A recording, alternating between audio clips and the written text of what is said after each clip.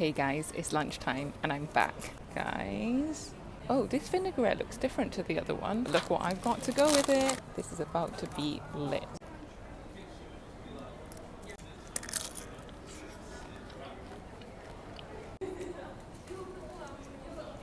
That is crazy.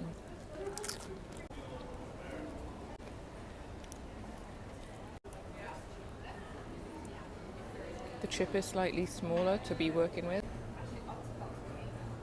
Look at that. With the chip being smaller, it can fit in the mouth way easier.